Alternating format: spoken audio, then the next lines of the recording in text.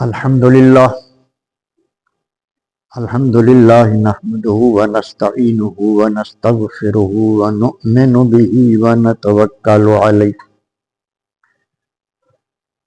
ونعوذ بالله من شرور أنفسنا ومن سيئات أعمالنا من يهده الله فلا مضل له ومن يضلله فلا هادي له ونشهد أن لا إله إلا الله وحده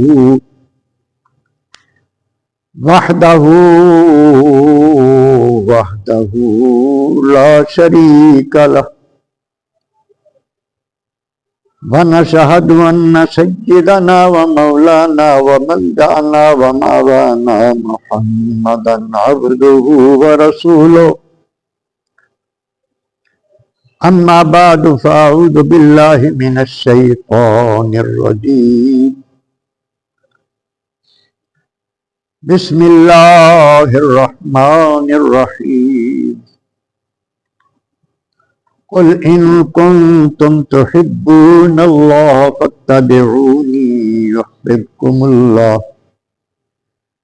صدق الله مولانا العظيم وبلغنا رسوله النبي الكريم الأمين الرؤوف الرحيم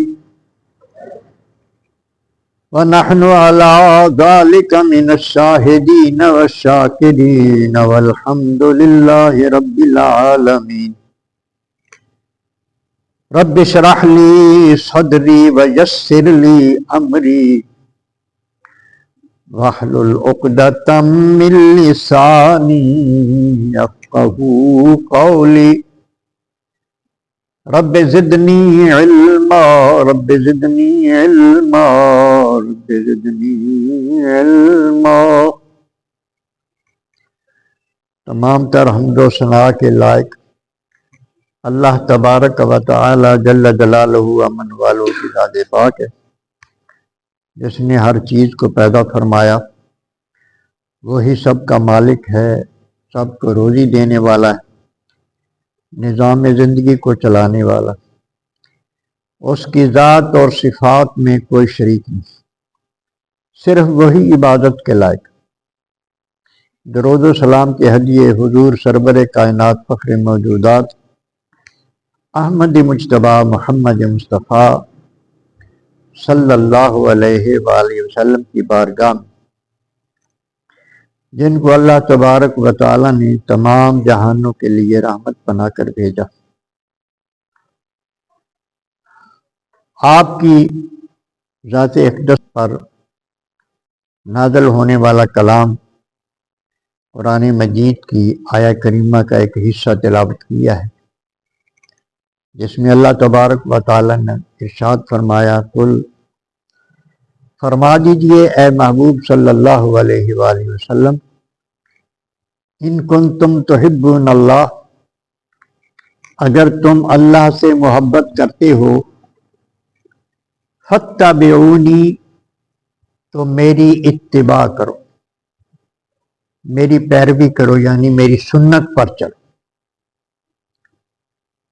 یہ حدیث پاک کا باب الاعتصام ہے، اس میں نبی کریم علیہ السلام کے طریقے کو اپنانا، اس پر چلنے کا حکم دیا گیا ہے، اس لیے آیہ کریمہ تلاوت کی گئی ہے۔ اللہ تبارک و تعالی نے اہل ایمان کے لیے یہ لازم قرار دے دیا ہے کہ وہ اپنے نبی کے طریقے پر چلیں۔ عربی میں سنت کہا جاتا ہے، ہماری زبان میں طریقہ کہا جاتا ہے۔ تو عام طور پر یہ سمجھا جاتا ہے کہ بس یہ تو صوفیہ کا کام ہے، درسیوں کا کام ہے سنت پر چلنا، تو ہم تو دنیا دار ہیں، جو بھی طریقہ ہے اس پر عمل کر لے بندہ۔ جس نے کلمہ پڑھا ہے وہ ایسا نہیں کر سکتا، لازم ہے جس نے کلمہ پڑھا ہے اس پر لازم ہے کہ وہ نبی کریم علیہ الصلوۃ والسلام کے طریقے کے مطابق ہی زندگی گزارے۔ تو اس سلسلے میں ہم حدیث پاک پڑھیں گے۔ یہ باب ہے میرے سامنے، باب الاعتصام بالکتاب والسنت، یعنی کتاب کو، یعنی قرآن مجید کو اور سنت کو۔ کتاب سے مراد قرآن مجید ہے اور سنت سے مراد نبی کریم رؤوف الرحیم صلی اللہ علیہ وآلہ وسلم کا طریقہ ہے۔ اعتصام کا معنی ہے مضبوطی سے پکڑ لینا کسی چیز کو۔ گویا یہ فرمایا جا رہا ہے کہ نبی کریم علیہ الصلوۃ والسلام کے طریقے کو اور قرآن مجید کو مضبوطی سے پکڑ لو۔ یہ جو قرآن مجید حفظ کیا جاتا ہے، اس کے درجات ہیں، بہت زیادہ فضیلت ہے، لیکن اگر حفظ کرنے کے باوجود بھی قرآن مجید کے احکام پر جو اللہ نے حکم دیے اس پر بندہ عمل پیرا نہیں ہوتا تو اس نے مضبوطی سے نہیں پکڑا قرآن مجید کو۔ مضبوطی سے وہی پکڑتا ہے جو اللہ تبارک و تعالیٰ کے حکم پر عمل پیرا ہو جاتا ہے۔ اس لیے یہ فرمایا گیا ہے کہ اس کتاب کو مضبوطی سے تھام لو، یعنی اس کے ہر حکم پر عمل پیرا ہو جاؤ، اور نبی کریم رؤوف الرحیم صلی اللہ علیہ وآلہ وسلم کے سنت پر ہر بندے کے لیے عمل کرنا ضروری، ہر بندے پر عمل کرنا ضروری ہے۔ نماز پڑھنی ہے تو نبی کریم علیہ الصلوۃ والسلام کے طریقے پر پڑھنی، عبادات بھی حضور کے طریقے پر، نبی کریم علیہ الصلوۃ والسلام کی طرح ہی لباس، حضور کی طرح وضع کرتا، یعنی نبی کریم علیہ السلام کے چہرہ اقدس پر داڑھی تھی تو حضور علیہ الصلوۃ والسلام کی طرح ہر کام کرنا ہے، داڑھی شریف رکھنا ہے، باقی کھانا پینا ہر چیز سنت کے مطابق، اس بات کا حکم دیا جا رہا ہے۔ یہ فرمایا گیا ہے کہ سنت کو بھی اور اللہ کی کتاب کو بھی مضبوطی سے تھام لو۔ ان عائشہ رضی اللہ عنہا قالت، آپ فرماتی ہیں قال رسول اللہ صلی اللہ علیہ وسلم من احدث فی امرنا ھذا ما لیس منہ فہو رد۔ آپ نے ارشاد فرمایا کہ جو ایجاد کرے ہمارے دین میں وہ طریقہ جو اس دین میں سے نہیں ہے تو وہ مردود ہے، رد کیا ہوا ہے۔ اللہ تبارک و تعالیٰ کے جو احکامات ہیں ان کا نقشہ اور نمونہ جو ہے وہ نبی کریم علیہ السلام کی ذات ہے۔ اسی لیے قرآن مجید میں اللہ نے ارشاد فرما دیا لقد کان لکم فی رسول اللہ اسوۃ حسنہ، نبی کریم علیہ الصلوۃ والسلام کی زندگی میں تمہارے لیے بہترین نمونہ ہے۔ اب یہاں ارشاد فرمایا گیا کہ یہ دین میں جو نیا طریقہ ایجاد کرے، مطلب یہ ہے کہ ہے وہ مسلمان، اس نے کلمہ پڑھا ہوا ہے، جب کلمہ پڑھ لیا تو اس پر یہ لازم ہو گیا ہے کہ وہ اللہ تبارک و تعالیٰ کے حکم پر بھی عمل پیرا ہو جائے، اور اللہ نے جو ہمیں نقشہ دیا ہے اپنے محبوب ہمارے آقا حضور سرور کائنات صلی اللہ علیہ وسلم کی صورت میں، آپ کی سیرت طیبہ کے مطابق ہر کام کرے۔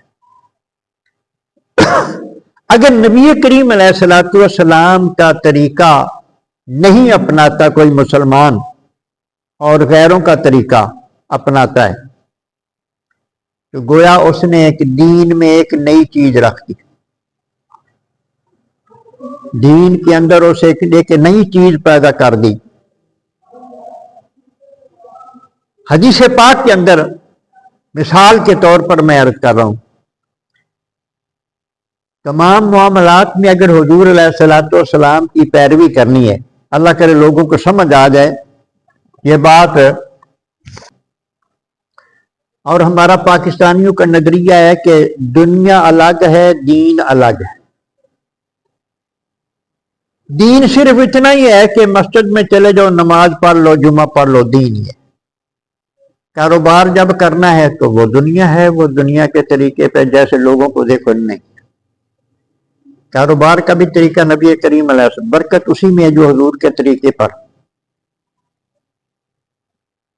ماہر معاشیات تے ماہر اقتصادیات بڑے جناب ڈگریاں لے کے پھرتے ہیں، لیکن قرآن مجید نے اور قرآن مجید سے جو مسائل نکالے ہوئے ہیں فقہ کی صورت میں،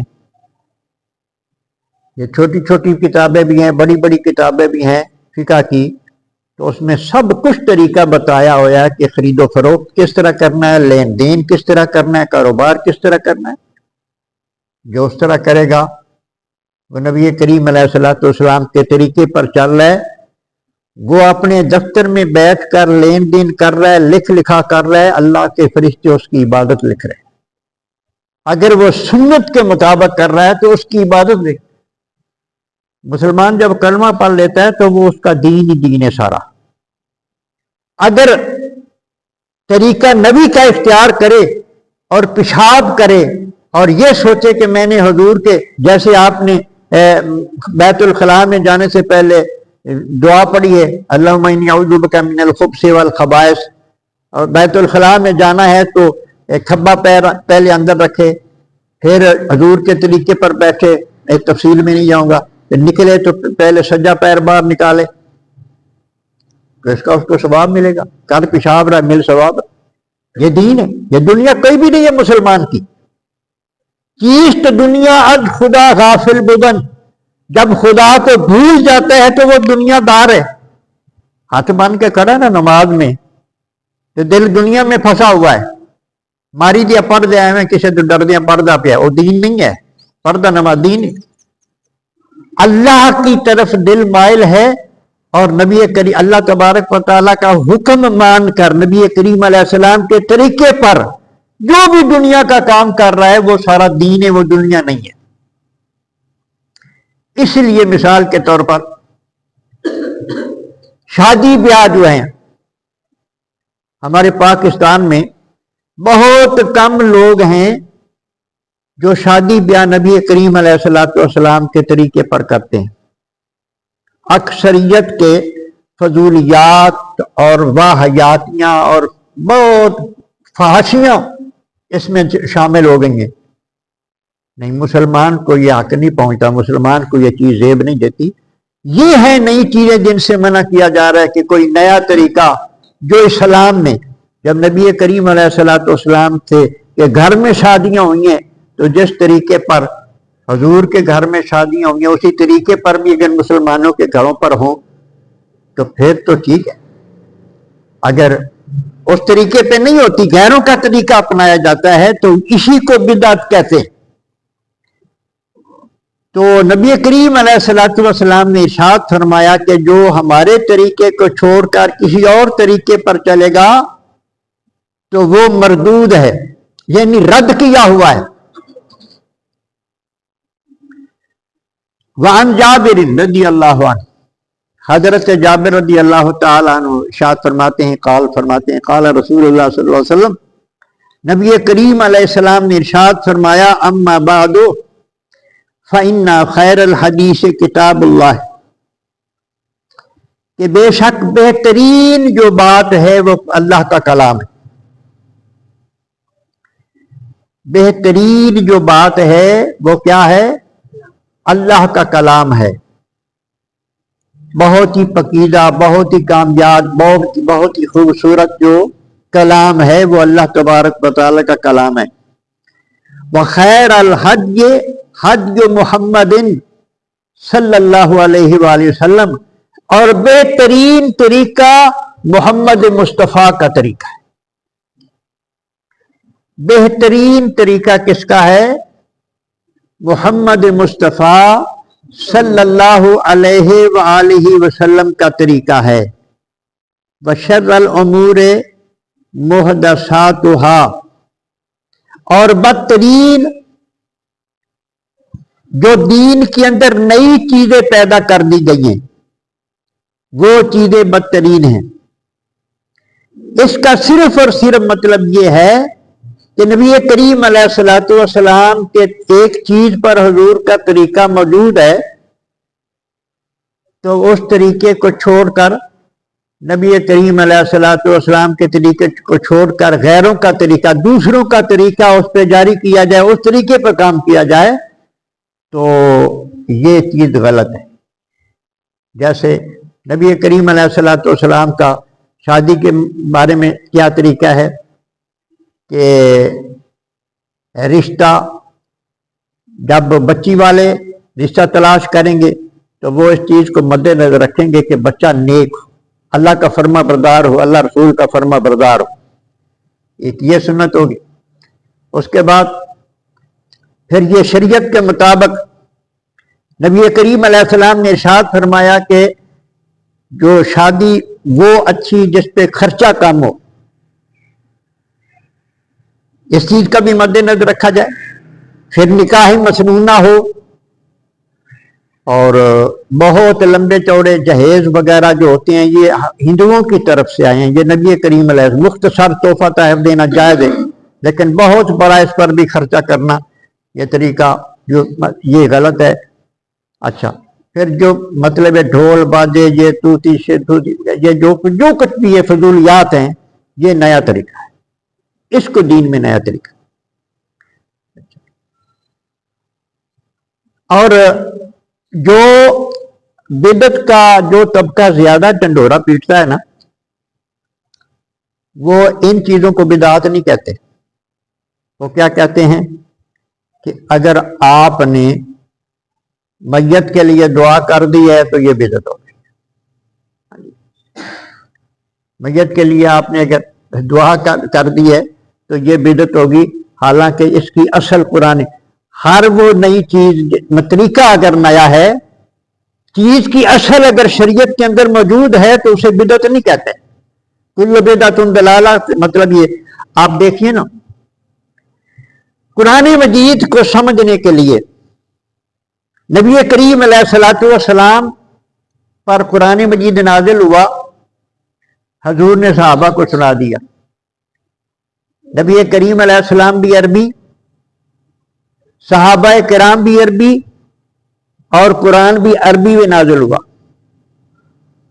نبی کریم علیہ الصلوۃ والسلام نے وضاحت فرما دی، وہ حدیث بن گئی جو قرآن کی وضاحت کی، صحابہ کی سمجھ میں آ گیا۔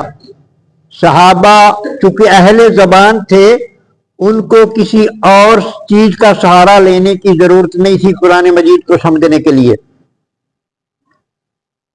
لیکن جو اجمی ہیں، ہم اجمی ہیں، ہمیں قرآن مجید کی اگر اس کی لغت کو سمجھنا ہے تو ہمیں کچھ علوم کا سہارا لینا پڑے گا۔ اس جو سہارا جن کا لینا پڑتا ہے وہ صرف اور نحو۔ صرف کے ذریعے سیغوں کا پتہ چلتا ہے، نحو کے ذریعے قوانین کا پتہ چلتا ہے۔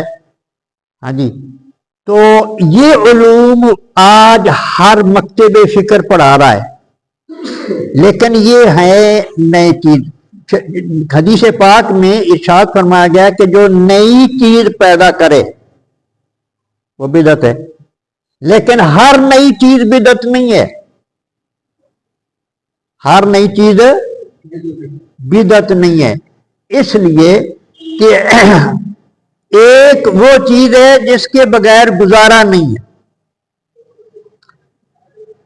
آپ جگہ جگہ پہ مدرسے بنے ہیں، مدرسے یہ قرآن مجید اور دین کی حفاظت کے لیے مدرسے بنے ہیں، تو طلباء پڑھتے ہیں، ان مدرسوں میں آتے ہیں تو قرآن ان کو سمجھ میں آتا ہے۔ قرآن مجید حفظ کرتے ہیں مدرسوں. اب درس نظامی جو کرتا ہے قرآن کو سمجھنے کے لیے، حدیث کو سمجھنے کے لیے بہت سارے ایسے علوم ضروری ہو چکے ہیں جو حضور نے نہ پڑھے نہ پڑھائے، نہ صحابہ نے پڑھے نہ پڑھائے، لیکن وہ ضروری ہو گئے ہیں قرآن کو سمجھنے کے لیے. تو جو قرآن کو سمجھنے کے لیے، دین کو سمجھنے کے لیے سہولت کے طور پر کوئی چیز اگر ایجاد کی جاتی ہے تو وہ بدعت سیئہ نہیں ہے، وہ بری بدعت نہیں ہے. جو دین کی ہٹ کے غیروں کے طریقے ہم شروع کر دیتے ہیں وہ بدعت ہے. اور کل بدعت ضلالہ فرمایا ہے نبی کریم علیہ الصلوۃ والسلام نے. وعن ابن عباس قال قال رسول اللہ صلی اللہ علیہ وسلم ابغض الناس الی اللہ ثلاثۃ ملحد فی الحرم. اور بہت زیادہ اللہ تبارک و تعالیٰ کو جس پر غصہ آتا ہے وہ جو حرم کے اندر الحاد کرے، یعنی حرم کے اندر موجود ہو اور طریقہ نبی کریم علیہ السلام کا چھوڑ کر جاہلیت کا طریقہ اپنائے. نبی کریم علیہ السلام کا طریقہ چھوڑ کر جو غیروں کا طریقہ اپنائے اس کو ملحد کہتی ہیں. وَمُبْتَغٍ فِي الْإِسْلَامِ سنت الجاہلیت، اور جو اسلام کے اندر جاہلیت کے طریقے کا متلاشی ہو، اسلام کے اندر جاہلیت کے طریقے کا متلاشی ہو. ہمارے جو تہوار ہم مناتے ہیں غیروں کے، ہم تو مسلمان ہیں، تہوار ہم غیروں کے مناتے ہیں. یہ بسنت ہو گیا جناب، یہ جس میں نبی کریم علیہ الصلوۃ والسلام کے زمانے میں جو چیزیں نہیں تھی، خرافات، ان کو جو شامل کر لیا ہے. تو جو اس قسم کا بندہ ہے، اور پھر ارشاد فرمایا بمطالب دم امرئ، اور جو ناجائز نہ حق کسی کا خون بہانا چاہتا ہے، تو اس قسم کے بندے پر اللہ تبارک و تعالیٰ کو بہت غصہ آتا ہے. اللہ اکبر.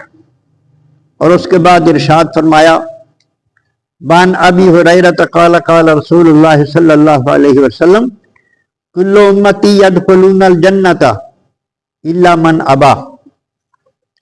نبی کریم علیہ الصلوۃ والسلام کا ارشاد ہے کہ میرا ہر امتی جنت میں جائے گا مگر جس نے انکار کیا.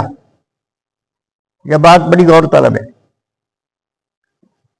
کل امتی یدخلون الجنۃ، ہر امتی جنت میں جائے گا الا من ابا، مگر جس نے انکار کیا. قیل من ابا، پوچھا صحابہ کرام نے کہ انکار کون کرتا ہے. اب ہم جتنے کلمہ پڑھنے والے لوگ ہیں، ہمارا گمان بھی یہی ہے، ہمارا دعویٰ بھی یہی ہے کہ ہم تو انکار نہیں کرتے نبی کریم علیہ السلام کا. آپ کو مانتے ہیں، آپ کو نبی مانتے ہیں، رسول مانتے ہیں، ہمارا دعویٰ ہے. لیکن صحابہ نے پوچھا جب حضور نے فرما دیا کہ میرا ہر امتی جنت میں جائے گا مگر جس نے انکار کیا، تو یا رسول اللہ انکار کون کرتا ہے؟ ارشاد فرمایا قال من اطاعنی، جس نے میری بات مان لی داخل الجنت، وہ جنت میں جائے گا. جس نے میری بات مان لی وہ. اب تھوڑا سا غور، ایک جواب چاہیے مجھے. کیا ہم حضور کی ہر بات مانتے؟ کیوں ہر بات حضور کی مانتے ہیں؟ بہت ساری باتیں نہیں مانتے. ہاں جی، بہت ساری باتیں نبی کریم علیہ الصلوۃ والسلام کی نہیں مانتے. جو بات مان گیا سرکار نے فرمایا وہ تو جنت میں گیا. ومن عصانی فقد ابا، اور جس نے میری نافرمانی کی اس نے میرا انکار کر دیا۔ اب یہ بات نبی کریم علیہ السلام نے فرمایا، جو انکار کرے گا وہ جنت میں نہیں جائے گا، جو انکار کرے گا وہ جنت میں نہیں جائے گا، جو میری فرما برداری کرے گا وہ جنتی ہوگا، جو انکار کرے گا۔ تو نافرمانی کرنے والا نافرمانی سے بچنا لازم ہے۔ مسلمان آج کا مسلمان اس چیز کی پرواہ نہیں کرتا۔ بہت ساری باتیں پتہ ہے کہ نبی کریم علیہ السلام کا یہ ارشاد ہے، لیکن نہیں مانی جاتی۔ تو بندے کو اس چیز کا خیال رکھنا چاہیے، ہر امتی کو اس چیز کا خیال رکھنا چاہیے کہ اس کا شمار منکروں میں نہ ہو جائے، فرما برداروں میں ہو۔ اللہ وان جابر قال جات ملائکۃ الی النبی صلی اللہ علیہ وسلم وہو نائم فقالوا ان لصاحبکم ھذا مثلا فاضربوا لہ۔ نبی کریم علیہ السلام فرما رہے تھے، سوئے ہوئے تھے، فرشتے آ گئے، انہوں نے کہا کہ اپنے فرشتوں نے کہا کہ تمہارے صاحب کی ایک مثال ہے، وہ ان کو سنا دو، حضور علیہ الصلوۃ والسلام کی ایک مثال ہے، وہ ان کو سنا دو۔ قال بعضهم انہ نائم، تو بعض فرشتوں نے کہا کہ وہ تو سوئے ہوئے ہیں۔ وقال بعضهم ان العین نائمۃ والقلب یقظان، دوسرے فرشتوں نے کہا کہ ان کی آنکھیں سوئی ہوئی ہیں لیکن ان کا دل جاگ رہا ہے۔ یہ فرشتوں نے بھی کہا، اور نبی کریم علیہ الصلوۃ والسلام نے بھی یہی فرمایا ہے۔ ایک جگہ پہ حضور نے بھی فرمایا، میری آنکھیں سوتی ہیں، میرا دل جاگتا رہتا ہے۔ حضور کا دل نہیں سوتا۔ ہم بھی ایسے ہی ہیں، ہمارا تو دل بھی سو جاتا ہے نا، ہمیں کچھ پتہ نہیں ہوتا کہ کیا، سونے کے بعد ہمیں کوئی پتہ نہیں ہوتا۔ اب یہ فرشتے کہہ رہے ہیں کہ ان کو سنا دو، کیونکہ یہ بات سمجھتے ہیں ان کا دل نہیں سوتا۔ اللہ اکبر۔ اب نبی کریم رؤوف الرحیم صلی اللہ علیہ وآلہ وسلم کا یہ جو کیفیت ہے، یہ ایسی تھی کہ ہم اگر سو جائیں، اب یہ میں بیٹھا ہوا ہوں، یہاں ٹیک لگا کے بیٹھا ہوں، ٹیک لگی ہوئی ہے، اونگ آ گئی ہے، اونگ آتے ہی وضو ٹوٹ جائے گا۔ اونگ آتے ہی کیا ہوگا؟ وضو ٹوٹ جائے گا۔ لیٹ کر اونگ آ گئی ہے، لیٹا ہوا ہے، اونگ آ گئی، اسی وقت وضو ٹوٹ گیا۔ ٹیک لگا کر بیٹھا ہوا ہے، اسی وقت وضو ٹوٹ گیا۔ یعنی سو جانے سے، ہاں ایسے بیٹھا ہوا ہے تو اونگ آ گئی ہے تو وضو نہیں ٹوٹے گا، ہاں اگر گر پڑا ہے تو پھر ٹوٹ جائے گا۔ نبی کریم رؤوف الرحیم صلی اللہ علیہ وسلم تہجد کی نماز پڑھنے کے بعد آرام فرماتے تھے، لیٹ جاتے تھے، آپ لیٹ جاتے تھے، سو جاتے تھے، لیکن اٹھنے کے بعد وضو نہیں فرماتے۔ سوال کیا گیا کہ ایسا کیوں؟ فرمایا، تنام عینی ولا ینام قلبی، میری آنکھیں سوتی ہیں، میرا دل نہیں سوتا، میری آنکھیں سوتی ہیں، میرا دل نہیں سوتا۔ اس لیے ہمارے آقا ہم جیسے نہیں ہیں، وہ انسان ہیں لیکن وہ بدبخت ہے جو کہے گا کہ بالکل ہمارے طرح، کئی تو گردانے پڑتے ہیں جی، ساڈے بھی دو ہاتھ، نبی کے بھی دو ہاتھ، نہیں، ہمارے آقا بے مثل انسان ہے، انسان ہے، بے مثل انسان ہے۔ اللہ اکبر۔ تو انہوں نے فرمایا کہ سناؤ بات، کمثل رجل بنا دارن وجعل فيها مادبة وبعث داعيا فمن، یہ فرشتے جو ہیں نا یہ نبی کریم علیہ الصلوۃ والسلام کی مثال بتا رہے ہیں. وہ فرما رہے ہیں کہ حضور کی مثال اس طرح ہے کہ جیسے کوئی بندہ گھر بنائے اور پھر وہ اپنے دوستوں کو دعوت دے اس گھر میں آنے کی. تو جب وہ آ جائیں تو وہ گھر میں داخل بھی ہو جاتے ہیں اور جو کچھ وہاں پکا ہوتا ہے طعام وغیرہ وہ کھاتے بھی ہیں، اس سے فائدہ بھی اٹھاتے ہیں، اور گھر والا ان سے خوش بھی ہو جاتا ہے. یہ فرشتوں نے کہا. اس کی مثال انہوں نے بیان فرمائی کہ وہ یعنی اس کا مفہوم بیان کیا کہ وہ یہ ہے کہ وہ گھر بنانے والے کون ہیں؟ نبی کریم علیہ الصلوۃ والسلام گھر. اور گھر کیا ہے؟ جنت. فرشتوں، یہ حدیث پاک پڑھو، یہ فرشتے جو فرما رہے ہیں کہ وہ گھر کیا ہے؟ وہ جنت ہے. اللہ اکبر. تو جو نہیں آتا دعوت پر نہیں آتا، نہ وہ گھر میں داخل ہوتا ہے نہ وہ کھانا کھاتا ہے. تو فرمایا کہ فقد اطاع اللہ فمن اطاع محمدن فقد اطاع اللہ. یہ فرشتے کہہ رہے ہیں جو اللہ تبارک و تعالیٰ کی طرف سے حضور کے پاس آتے ہیں کہ جس نے یعنی وہ آپ دعوت دے رہے ہیں نا جی، دین کی دعوت دے رہے ہیں، جس نے دعوت کو مان لیا اس نے نبی کریم علیہ الصلوۃ والسلام کی بات مان لی، وہ مسلمان ہو گیا. اور چونکہ حضور کی دعوت ہی گھر بلانے کے لیے تو وہ گھر جو ہے وہ جنت ہے، گویا وہ جنت میں داخل ہو گیا جس نے نبی کریم علیہ السلام کی بات مان لی. اور خالق کائنات اس بندے پہ راضی ہو گیا جس نے حضور کی بات مان لی. اور فرماتے ہیں من اطاع محمدن فقد اطاع اللہ. جس نے محمد مصطفیٰ کی بات مانی حقیقت میں اس نے اللہ ہی کی بات مانی. ومن عصى محمدن فقد عصى اللہ. جس نے حضور کی نافرمانی کی اس نے حقیقت میں اللہ ہی کی نافرمانی کی ہے. اللہ اکبر. ومحمد فرق بین الناس. اور محمد مصطفیٰ صلی اللہ علیہ وآلہ وسلم لوگوں کے درمیان فرق کرنے والے ہیں. یہ فرق کیا ہے؟ انہوں نے فرشتوں نے بتایا کہ جس نے محمد کی بات مان لی وہ جنت میں جائے گا، جس نے نہیں مانی وہ دوزخ میں جائے گا. تو گویا فرق جو ہے وہ نبی کریم علیہ الصلوۃ والسلام کی ذات ہی. کسی کی جنت اور دوزخ کا دار و مدار حضور کی ذات پر ہے.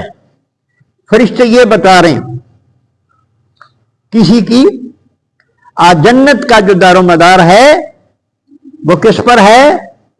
نبی کریم علیہ الصلوۃ والسلام کی ذات پر. عام لفظوں میں آپ کہہ سکتے ہیں کہ جس نے محمد مصطفیٰ سے وفا کی وہی جنتی ہے، جس نے حضور سے وفا نہیں کی وہ دوزخی ہوگا. اور یہ امام بخاری نے روایت کیا. آپ نے اس وقت بخاری کی روایت سنی ہے. اللہ تبارک و تعالیٰ سمجھنے کی توفیق عطا فرمائے اور سچا امتی حضور کا بن کر زندگی گزارنی، حضور کے طریقے پر چل کے. یہ فرمایا گیا ہے کہ اپنے نبی کے طریقے پر اپنا، غیروں کے طریقے چھوڑ دو. اللہ سمجھنے کی توفیق عطا